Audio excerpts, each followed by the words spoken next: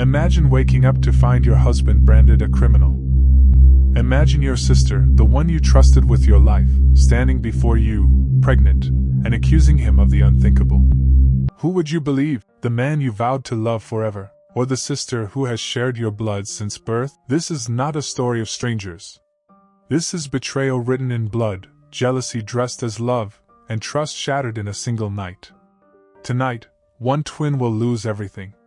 Another will stop at nothing, and a man will pay the price for a lie powerful enough to destroy an entire family. But this lie did not begin here. It was planted years ago, when envy first crept into the heart of a girl who felt left behind. From the outside, they were inseparable, two sisters moving as one, laughing, dreaming, building castles in the air. But inside, comparison became poison. One twin seemed blessed, the other overlooked. One twin's path lit with favor, the other stumbling in the shadows. And so, what began as admiration grew into bitterness. What once was sisterhood turned into rivalry. And what should have been love transformed into obsession. That obsession became a hunger. A hunger to take what was never hers. A hunger that would stop at nothing, not even tearing apart her sister's marriage, destroying her husband's name, and chaining an innocent man for a crime he did not commit. This is not only the story of a false accusation. It is the story of how jealousy can consume the soul, how trust can be weaponized, and how the closest bond can become the deadliest betrayal. Because when family turns into the enemy, who is left to protect you? Before the sirens. Before the handcuffs. Before the word guilty was thrown into the air like dust in a storm, there were two little girls with matching ribbons and mismatched dreams. 10 years old, Jessica and Jennifer ran barefoot across the yard, chasing laughter as if it could last forever. They fell together, rose together, and sealed their bond, with the kind of promise only children believe can never be broken. We'll always share everything, even success. They whispered it like a prayer, as if their future depended on those words. School days followed, chalk dust thick in the air. Jennifer read her essay aloud with a voice steady and bright, the teacher smiling, the class clapping. Jessica's turn came. Her words stumbled, her voice trembled. The applause was softer, the smile on her face stretched too thin. Jennifer earned stars, Jessica earned keep trying. No one meant harm, but Jessica felt the sting. After school, Jennifer dreamed out loud, lawyer, writer, maybe both. Jessica nodded, her own dreams hazy, shaped around one certainty. I will always stand beside her. They were twins in spirit, even if life was already beginning to tip its scales. At church, the choir leader chose Jennifer for the solo. Jessica stood behind, her harmony sweet, her smile strained. At home, Jennifer was asked to read to the cousins while Jessica set the table. Tiny differences. Innocent differences. Yet in Jessica's heart, they tallied up, each one a quiet reminder that the world saw her sister first. On prize-giving day, Jennifer's name was called twice. She walked up proudly, certificates pressed to her chest. Jessica clapped the loudest, she always did. Later she adjusted Jennifer's ribbon and whispered, "You look so brave." Jennifer answered, "We did it." She believed it. Jessica wanted to believe it too. But the truth was beginning to feel different. In the market, a trader slipped Jennifer an extra sweet. "For the brilliant one," she teased. Jessica got hers, smaller, ordinary. Jennifer split hers in half instantly, but Jessica still tasted the difference. The world was not dividing rewards evenly anymore. Nights were for secrets. Under blankets, they whispered dreams. Jennifer said they'd marry friends so they could double their happiness. Jessica laughed, but a second too late.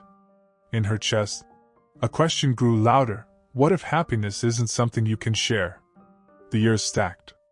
Jennifer became the girl everyone pointed to with pride. Jessica became the helper, the shadow, praised for patience, thanked for kindness. "Your time will come," people told her. She smiled, but in the mirror, she practiced another smile, one that hid the ache better. Still, the bond looked unbroken. They wore matching ribbons, counted planes in the sky, wrote their names in the sand. The promise lingered, we'll always share everything, even success. But deep inside, Jessica began keeping a private ledger, marking every time her sister was chosen, every time she was overlooked. Each tally was quiet, invisible to the world, but heavy to her. And one day, standing in the background while a teacher told Jennifer, "You are going far," Jessica froze. She smiled when Jennifer turned, because she knew how to. But inside, something shifted. Something small, but lasting. So remember these two little girls, their laughter, their promises, their dreams, because years later, every moment will matter. Every slight will resurface. Every shadow will take shape. Not yet. Not here. For now, they are still two sisters drawing suns and houses on fogged windows, imagining futures side by side. But one of them already feels the chill. And when the window clears, she will not like what she sees. Morning breaks over a house filled with warmth and quiet certainty. Jennifer wakes in a home that breathes peace. She moves through rooms where every detail tells a story of love carefully tended. Her marriage to David is not the kind you hear about in fairy tales. It is the kind you see in the way he flips pancakes with a grin, the way he still turns back at the door to catch her smile before leaving for work, the way their life hums like a song they both know by heart. They have been married for 5 years. She has built a career that blossoms with each passing year. Colleagues call her name with respect, her calendar fills with opportunities, and yet she wears her success like a soft cloth, never too heavy, never too loud. She has become the woman they once dreamed of being as children, the girl who believed promises could shape the future, and for her, they did. But across town, the morning looks different. Jessica rises to the shrill cry of a bus horn, clutching a bag whose zipper fails more often than it works. She presses her clothes until they shine, but the shoes on her feet remind her of miles already traveled. Her workdays are filled with almost, contracts that nearly last, payments that almost come on time, recognition that brushes her shoulder before drifting to someone else. She laughs with coworkers, keeps the room light, wears a smile that covers what she cannot afford to show. And when she returns home at night, she is greeted by silence, the kind of silence that swallows questions no one is there to answer. Her apartment feels small, though it is not. It feels temporary, though she has lived there long enough. Some nights, she hovers over her sister's name on her phone, wanting to reach. It is Jennifer who bridges the distance. A simple text, "You've carried too much alone. Come stay with us. There is space. There is room. There is family." Jennifer does not hesitate. She never measures kindness, never asks if it will be repaid. To her, family is the first and last refuge. She opens her door without a second thought. When Jessica steps into her sister's home, the air itself seems to welcome her. Lemon polish on the furniture, lilies on the console, a faint trace of lavender hanging in the corners. The walls were framed photographs of a life well lived, engagement smiles, travel landscapes, laughter frozen in time. Every surface whispers of stability, of a foundation that holds. To Jennifer, these are simple joys. To Jessica, they are evidence. She studies each corner with her eyes. A double sink. Matching robes. Clothes arranged by season and shade. A diamond left casually on a dresser, as if wealth is too certain to hide. Nothing in this house feels fragile. Nothing feels borrowed.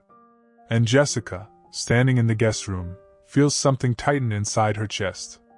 Jennifer does what she has always done, she shares. A drawer here, a hanger there, a place carved open without hesitation. David lifts her bag and asks if she prefers the window open at night.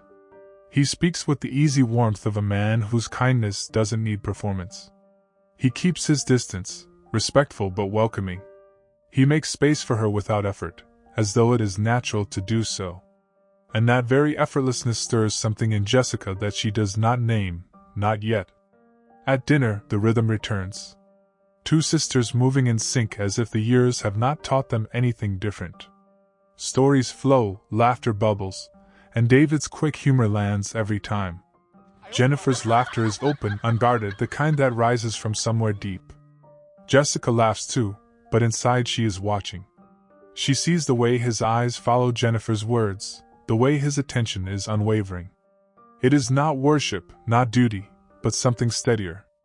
It is love expressed in silence, in the pauses between words. Nights stretch, and with them Jessica's awareness grows. She learns the rhythm of this house, the click of the coffee machine at dawn, the creak of a single floorboard. She sees the small acts that hold a marriage together, the blanket pulled over Jennifer when she falls asleep on the sofa, the touch of a hand smoothing a curl away from her face.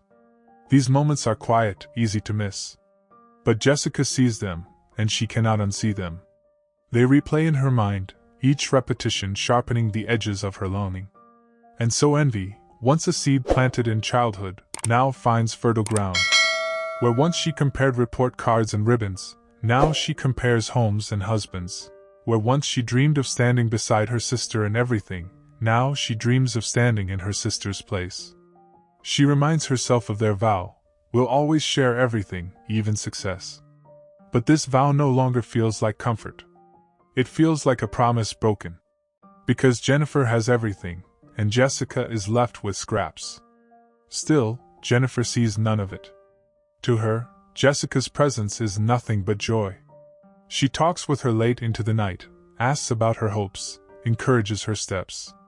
She trusts her sister fully, blindly, with the kind of trust you extend only to someone who has shared every season of your life. But trust, when placed in the wrong hands, is not a bond. It is a weapon. One evening, rain falls soft against the windows. The house is calm, the kind of calm that feels eternal. Jennifer dozes on the sofa, book resting on her chest. David pulls a blanket over her, brushes a curl from her face, and turns off the lamp. He does it without knowing Jessica watches from the hallway. She sees tenderness in its rawest form, and she claims it in her heart as something that should belong to her. That night, in the guest room, she stands before the mirror and whispers words that will change everything. Everything that should have been mine, will be mine. The words are not loud. They do not need to be. They are a decision, not a declaration. They are the click of a lock turned from inside. Tomorrow will look ordinary. But tonight, Jessica has made a vow of her own, a vow that mirrors the one from childhood, but twisted. Where once they promised to share, now she promises to take. Where once they vowed to walk together, now she vows to walk ahead, no matter the cost. And in that vow lies the beginning of the storm Jennifer cannot yet see. Every morning David ties his tie, places Jennifer's cup of coffee exactly where she likes it, and smiles at her before leaving. Jessica watches closely. She notices not just what he does, but how he does it, the care, the constancy, the quiet devotion that should not belong to her, but she wants it all the same. In her mind, Jessica begins to rewrite the picture. She imagines it is her name he calls when he walks through the door. Her hand he reaches for first. Her laughter filling the kitchen. At first, it is just fantasy.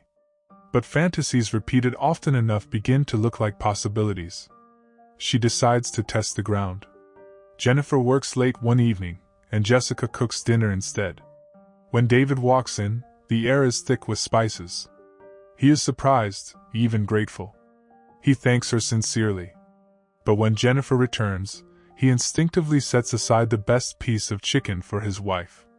A simple gesture. To Jessica, it is a reminder of where she stands. Still, she does not give up. The next day, she tries again. And again. Not every night, only enough to be noticed. She learns the small things, how he likes his plantains cut, how much pepper he can stand, how he always prefers tea at night instead of coffee. She offers help before he asks. She appears in the hallway just as he passes, brushing against him with a laugh, a quick apology. Always careful, always calculated. David is polite, but distant. He thanks her. He moves aside. He treats her with respect but nothing more. Every kindness is neutral, every response steady. To Jessica, that neutrality is not rejection, it is simply ground that must be softened. She tells herself, patience. He will come around. Jessica begins to dress differently. Nothing obvious, nothing Jennifer would notice. But enough. A blouse that draws attention to her figure. earrings that catch the light when she smiles. Perfume faint, but sharp enough to linger in the air after she leaves the room. She speaks in tones designed to sound warmer, softer, inviting him into conversations. When he laughs at a story, she lets the silence stretch, hoping his eyes will linger. They don't. One evening, she leaves a scarf in the back seat of his car. A bright color that cannot be ignored. He finds it the next day, places it back on her bag without a word. She waits for him to ask how it got there. He doesn't. He refuses to build the bridge she is hoping for.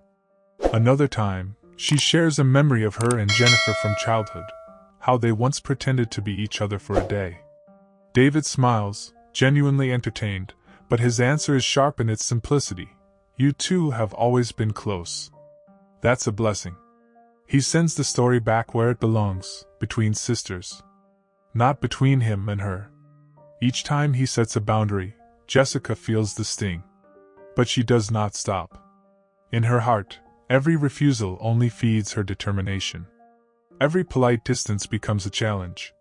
She convinces herself, he is cautious, not uninterested. Careful, not resistant.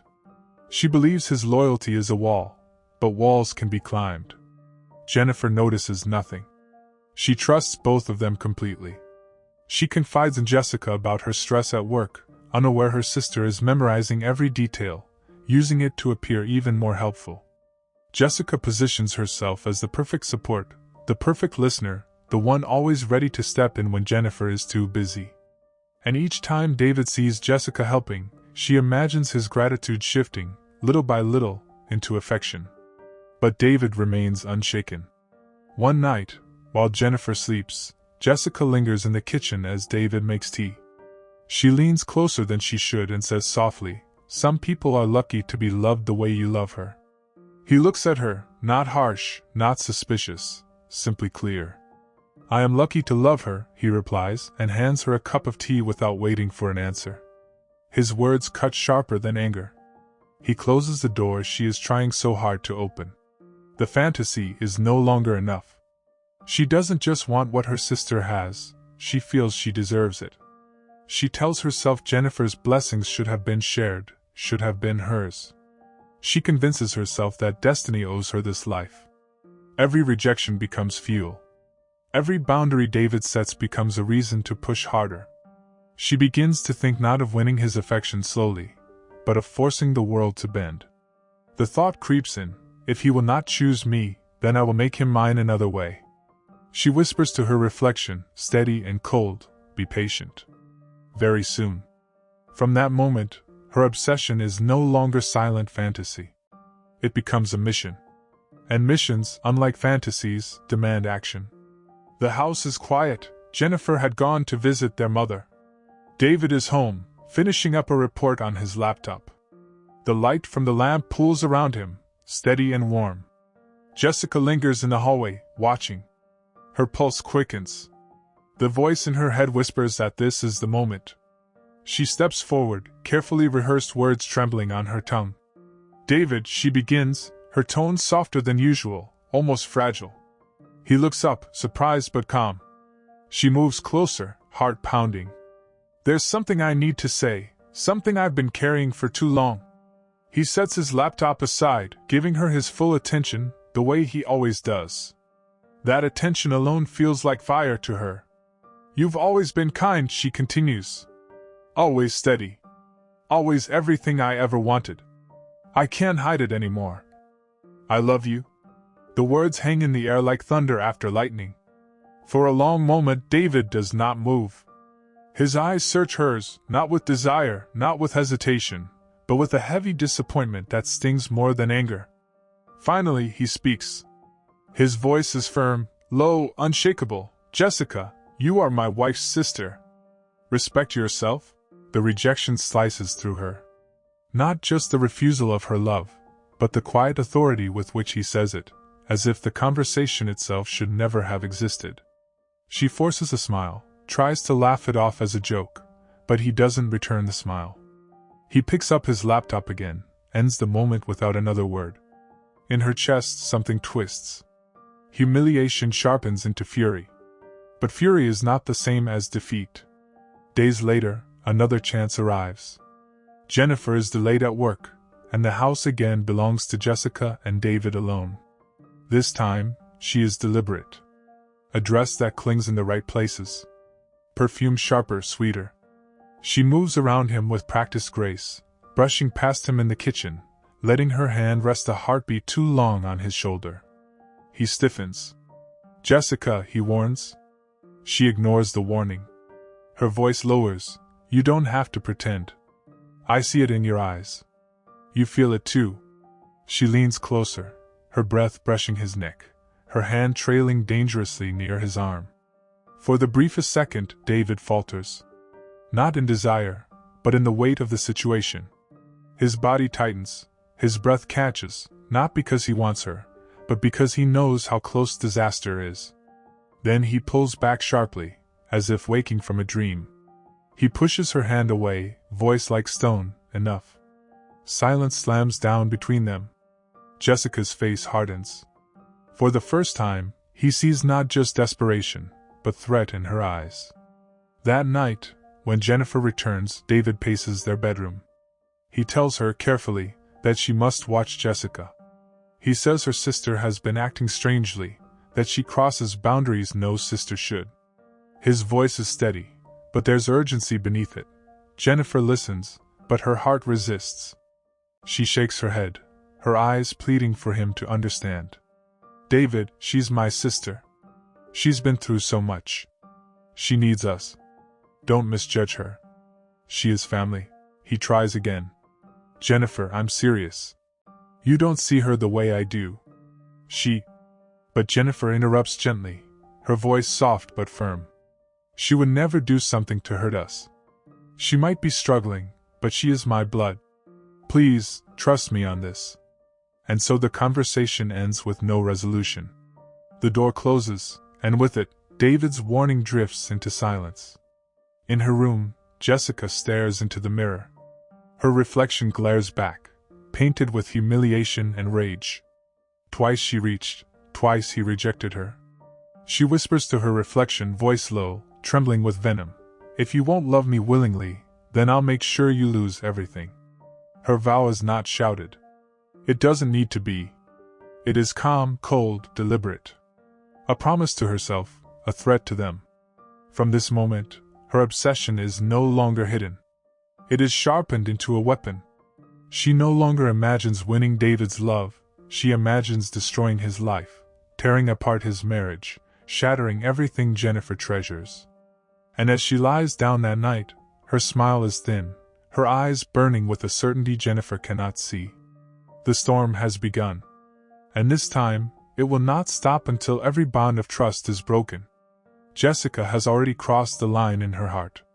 Now she needs proof, manufactured proof, that David is guilty of the crime he has refused to commit. And so she begins to prepare her plan with the precision of someone rehearsing for a play. First, she studies the house. She notes when Jennifer usually comes back from the market. She notices that the windows in the sitting room are always slightly open in the evenings, allowing voices to travel. She times David's routine, how he settles down in the living room after work, how he often sits near the open window to read or work on his laptop. It must be then. If her voice rises at the right moment, it will not just echo through the walls, it will reach the street. In her room, she tears her dress with careful hands, ripping it at the seams until it looks as though someone has grabbed and pulled. She pinches her arm hard enough to leave marks, scratches her own shoulder lightly with her nails, just enough to redden the skin. She loosens her hair, lets strands fall wild across her face, and smudges her makeup with the back of her hand. When she looks in the mirror, the reflection staring back is not Jessica. It is the picture of a woman who has been violated. Then she waits. The clock ticks, each second dragging her closer to the performance. She hears David settle in the living room, the scrape of a chair, the soft creak of pages turning. She waits until the sound feels steady, until she knows he is unguarded, then begins. A sharp crash. She pushes a stool to the floor in her room. The noise echoes into the hallway. David frowns, but before he can call out, a scream rips through the house. Let me go! Stop! Jessica's voice trembles, cracking with false terror. She runs from her room into the corridor, making sure the window in the sitting room is wide enough for her cries to slip outside. Her screams carry, not only through the house, but out into the compound where two neighbors are sitting under a tree, chatting. Their heads snap toward the sound. The screams are sharp, panicked, the kind that forces attention. David rushes toward her, confused. Jessica? What's going on? His voice is heavy with alarm. But Jessica doesn't answer him. Instead, she throws herself to the floor, hair covering her face, clutching her torn dress. She wails louder, pitching her voice toward the open window so the neighbors outside can hear every word. No! Please don't hurt me, she cries, dragging her nails across the floor as if resisting. To anyone outside it sounds real. To anyone listening, it sounds like a struggle. The neighbors hurry toward the door. And at that very moment, Jennifer returns from the market, basket in her hands, heart thudding at the sound of her sister's cries. She drops everything and runs inside. The sight that greets her is devastating. Jessica collapsed on the floor, dress torn, hair wild, skin red with marks. David standing frozen a few steps away, eyes wide in shock, mouth opening but no words forming. Jennifer! Jessica screams, dragging herself toward her twin. He tried to force himself on me. Her voice cracks, tears spilling down her face. She clings to her sister, sobbing uncontrollably. Jennifer's world begins to tilt. She stares at David, searching his face for denial, for explanation, for something, anything, that can make sense of the nightmare unfolding before her eyes. But David is too stunned to speak, his hands raised as though surrendering to a crime he hasn't even touched. The neighbors step cautiously inside, called by the noise and the open door. They murmur in shock, their eyes darting between the weeping Jessica and the stunned David. To them, the story writes itself. A broken woman on the floor. A man caught standing nearby. A scene that needs no explanation. No, David finally finds his voice, his words stumbling. This isn't true. Jennifer, listen to me. I didn't touch her. His voice is desperate, raw. But Jessica drowns him out with another cry, burying her face against her sister's shoulder. He raped me, she sobs. He forced me. The words fall like stones. Heavy. Crushing. Jennifer staggers backward, clutching Jessica tighter as if protecting her. Her mind is a storm of disbelief, pain, and confusion. She wants to defend her husband, but the sight before her feels undeniable. She wants to comfort her sister, but her heart trembles at the possibility that it might all be a lie. David takes a step closer, pleading. Jennifer, please, you know me. You know I would never. But Jessica cuts him off with a scream so sharp it makes everyone flinch. Liar, he did this to me. The words echo through the house. The neighbors exchange horrified glances. Jennifer's tears spill freely now. And David, standing alone in the center of the storm, realizes that no explanation will erase what they have just seen, or what they think they've seen. Jessica lowers her face, hiding the faint smile that flickers across her lips. The performance is complete. The lie has been planted too deeply to uproot. Then, Jessica makes her move.